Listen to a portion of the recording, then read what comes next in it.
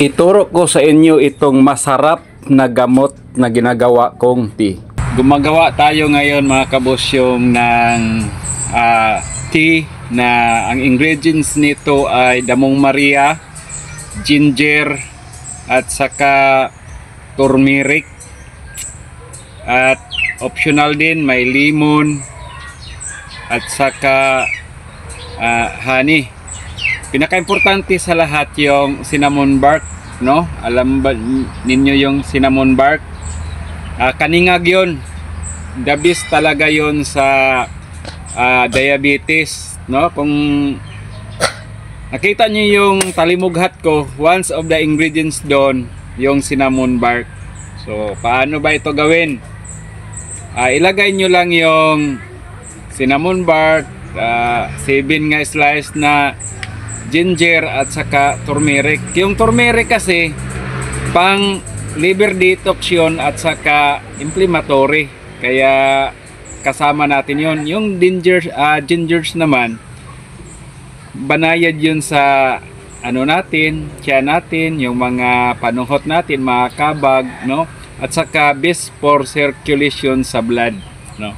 At saka yung dahon Maria mga kabusyong, yun ang pinakadabis sa ubo at saka sip-on din. Sa panahon ngayon na laging umuulan dito sa Mindanao, mga nanay, huwag kayong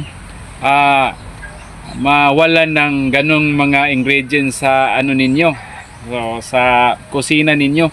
Yun ang pinipili ko kasi yun ang kadalasan gamit natin sa mga pagkain at malaking bagay yun sa karamdaman natin as maintenance at saka panggamot sa mga ubo natin sa mga anak, no? Paano gawin? Ilagay sa kasirola, 15 minutes pakuluin ninyo. Pagkatapos ihain ninyo, saka nyo pa ilagay yung damong Maria. Within 5 minutes yang makasimmer doon, no? Dahil kung isabay natin sa 15 minutes, ano siya, malalanta siya doon, no? Ang pag-inom nito ay isang bisis sa isang araw. Kung regular naman, kung gusto niyo, pwede ring 2 bisis, no? Inumin within 5 days siya. Mga kabusyong, alam niyo ba na masarap ito? Masarap talaga ang lasa niya mga kabusyong. Yung mga high sugar diabetes, no?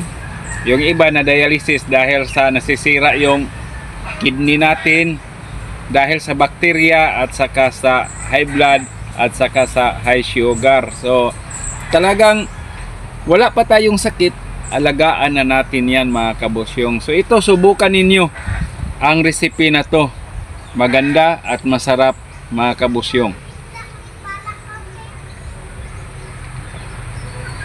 Masarap siya pag maligamgam, no? Subukan nyo, recommended ko talaga ito, lalo na sa sore throat natin, no? Dahil yung anghang at saka blend ng mga ingredients, napaka sarap. At kung informative itong video para sa inyo mga kabusyong, pwede nyo itong pakishare, no? Pakishare para marami tayong mga ina, mga magulang na naghihirap na bumili ng mga gamot, pero dito lang pala matatagpuan natin sa kusina natin mga kabusyong at saka bakuran.